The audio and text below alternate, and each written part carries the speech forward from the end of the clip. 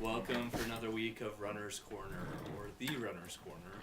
What have we decided to call this? The corner where you run. Yes. The running corner. The runner's corner. I have a question for you. If you had something that you could wear twice and it looked different, would you get it? Would you? If it was antimicrobial. Depends on how sweaty it... Well, and I guess that's to say maybe I'd wear it back to back.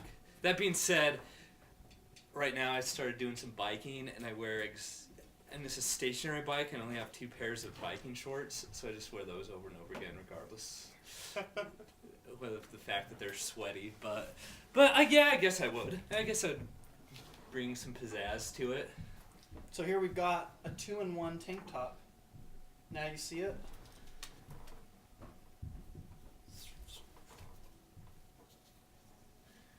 Wait, is that a different piece? Nope, Danny, it's not. It's the same one. Oh my Flipped inside out. Gosh.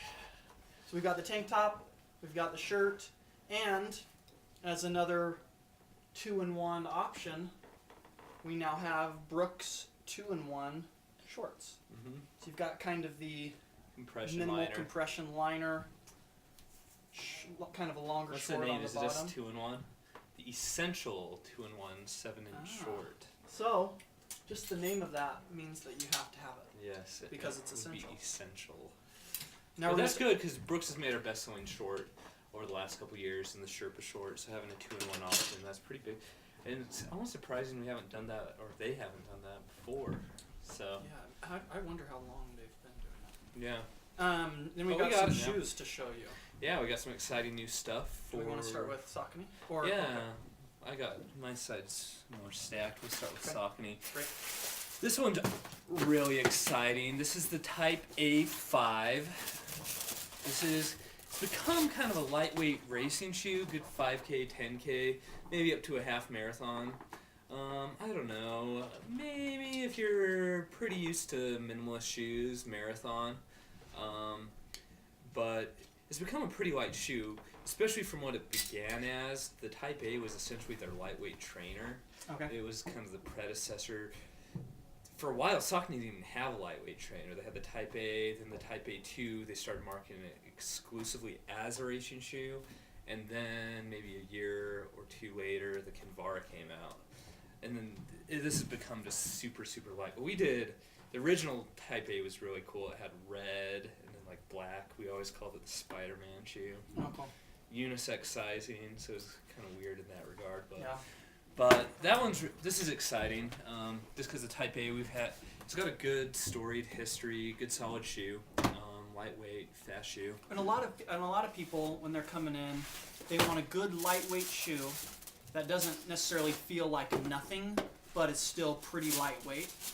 And the A5, the Type A Saucony, fits kind of that category of still being semi-substantial, but also being really lightweight. Yeah. And usually when I bring it out, it makes like the final 3, the final 2, or they buy it. But it's up there with good feeling, functional shoe for that kind of that really lightweight racing category. So yeah, really, that was really really cool. like it. Then probably one more practical for most people, given this does have a place, Type A, shorter distance racing, but. This has been one of our best-selling marathon racers over the years. This is the Fastwitch 6, slightly posted. It's actually even a little bit heavier than the Kinvara, which was kind of a surprising realization when we kind of figured that out with previous one. I wonder if this one, I would guess that it's still a little bit heavier than the Kinvara. Yeah, it's definitely more structured, and the foam just in general seems a little bit denser than Kinvara. But it's a good feeling shoe, if you're looking for something like the Kinvara, but that's not the Kinvara, go with the Fastwitch. Yeah, Carl Seebach races in this one. In a women's size 7. That's what he races in? Just kidding. Oh. He's got really small feet. Well, I think it's even men's if he doesn't, 7 or something. Carl or wears men's women's 8. shoes. He wears women's shoes. I always try. That's about all we have to show him because all the shoes he wants, we don't have the men's sizes. Well, we'll do that one second. Can you imagine if he had women's 7? That's a men's 5.5. He had some toes removed as a child. That'd be so funny. New Bondi by Hoka, for those of you who are Hoka fans. And then the Bondi Speed? S? Speed. Does the S stand for speed? That's what I heard. Yeah, in the catalog it says Bondi Speed. So. Cool. And then on the box I wonder it what says the B S2. stands for. Yeah. Bondi. I thought it was like maybe the Bams. updated version of the Bondi. Bondi. If you know what the B stands for in Bondi, we'll give you a high five next time we see you in the store. Write it in the comments. Yeah. Bondi B. So the Bondi Speed, you've got the speed lacing. It comes with the regular lacing as well. But kind of a cool concept. I wish that they were bungee laces personally, but I've never been a big fan of bungee laces. I think they make it too tight. make it a little too tight. Yeah, that's my take on bungee laces. But These ones are like traditional lace, yeah, just but with the a speed tie to it. So, anyways, cool stuff from Hoka. And which also means we finally got our Bondi. We finally got Hokas in again. Yep. If people didn't know, Bondi was actually bought out by a company called. They used to be with a Canadian company called the Soze Group, at least for their North American distribution. I don't know what's going on in Europe, and they have all kinds of weird shoes that they make in Europe and not here. Like they have like Gore-Tex or a waterproof one that some person was adamant that we can order, and I'm like, I'm not seeing it anywhere. Then I went to the European site and I'm like, yeah, you can get that in Europe, but not here. You have to go over I'm there. like, you can try to order that. Anyways, it was kind of sketch, but Deckers brought a lot of money to the table, so availability should be, even though it hasn't been for us, pretty good. Theoretically, so we'll see how it goes. Like they did, like the big thing was they forked out a lot of money so they could get more shoes in production. So. Okay. Well, good. Uh-huh. That'll be really good. Let's talk about our contest. Yes. Maybe we should have even started out with that. Yeah, I know. Well, whoops. You just got some good shoe information. Exactly. Well, thanks for everyone who has been participating in this contest that we've been running for a free pair of Veratas. Unfortunately, not enough people have competed yet. So we're actually going to give one more week to see if we can't get someone a free pair of shoes. You know? And really what I see happening is the people that have already participated in the contest, you sharing it with people who you think might be interested. I know it's creating more competition, but there needs to be competition. But there has to be, because if we don't have enough people, then nobody gets shoes, and so you might as well help your friend get a pair of shoes than nobody get any shoes at all, with the chance of you potentially getting them. You know. So share. And next week will be. This is like the last chance. You know, third strike's a charm. Third strike's the charm. But there have been very good entries. Based off those alone, we still might wing something. Yep, we might. Because some of you people really need new shoes. Now we're gonna talk racing news.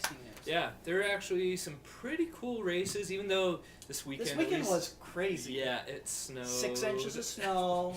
They canceled the Rexley 10K. Rexley 10K canceled. I mean, when's the last time they had to cancel the 10K? It's probably been. I don't know if it probably ever has been. Yeah, canceled.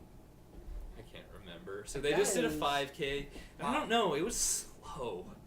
I don't know what's up with the course. There were some quality runners there, but whatever happened, it was slow. Like 17:16 5K. Oh. And Nate Ogden's a good runner. I don't know if he's just out of shape. And even Kristen, that's Kristen Ogden, Kristen Orgel. Oh. So they both ran at BYU. Okay. I don't know the winners, but they're pretty ho-hum winning times. I know it's a decently tough course, but I wonder how slick it was out there. But whatever. Yeah. Rexley ran. it happened. I didn't really notice any Sojourner representation there, but it's a big event. Kristen used to run for Sojourners. Okay. The bigger race, though, was running... Oh, what do they call it? Running of the Leopards. Running of the Leopards, which apparently has the fastest 5K time in the state of Utah. Yeah, like sub 14. Like, pretty crazy. I think I've ran 14:40 there, so it's... And that's when my calves were destroyed.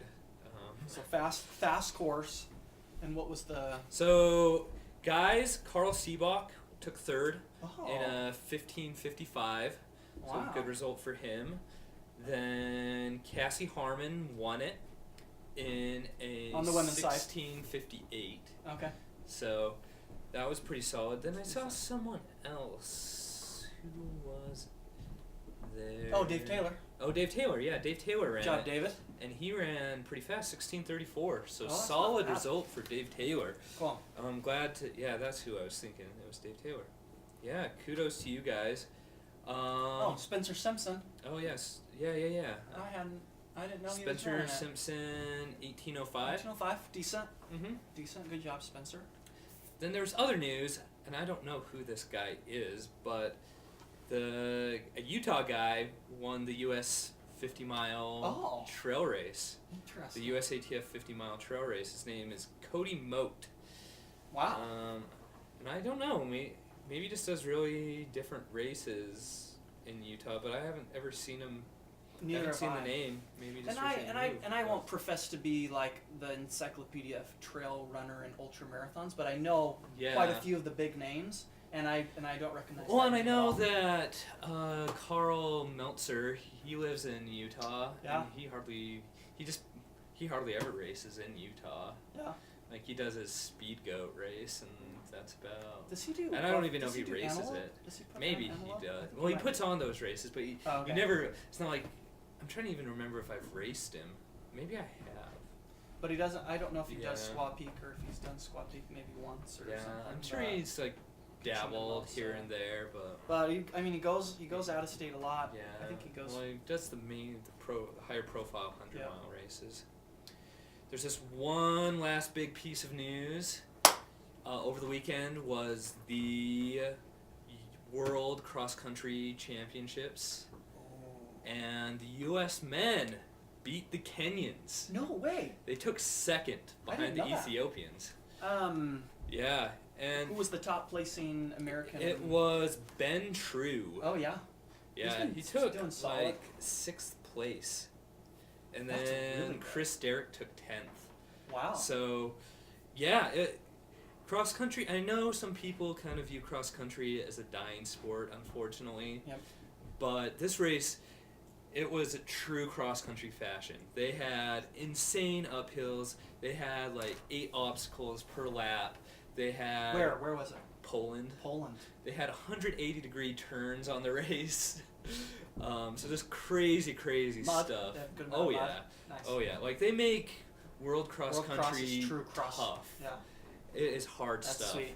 And so U.S. beat Kenyans. That's huge. Who took first place? They never really said, but I'm sure it's the Ethiopians. Like if the Kenyans didn't win, it's got to be the Ethiopians. Well, that's We'll sweet. see. And probably Ritzenheim was up there. He didn't even run, Oh. which makes it even more impressive. Wow. Yeah, like you'd almost consider. You look at who ran it, and they're not like the A-list Americans. Yeah. You know, it's not Galen Rupp. It's not Dathan Ritzenheim. Tegenkamp. It's not Selensky. Like all those guys you would expect to be up there, Yeah. but they're just kind of. You know, I hate to call them B-listers, but And they're not. And they're yeah. not. They're just kind of like A-list JV. Yeah, like they're just. Yeah. They're yeah. not the best of the best, Well, and I but they're think up it's there just with the that's best. kind of why cross country's dying, is because the best runners just run for money. Yep. But yeah, Ethiopia 38 points, U.S. 52 points, Wow. Kenya 54. 54. Yeah. That's exciting. So that is pretty cool. Good job, Team USA. USA. USA. USA. Okay. Huh? Till next week. That's all we got. Barada. Post old shoes.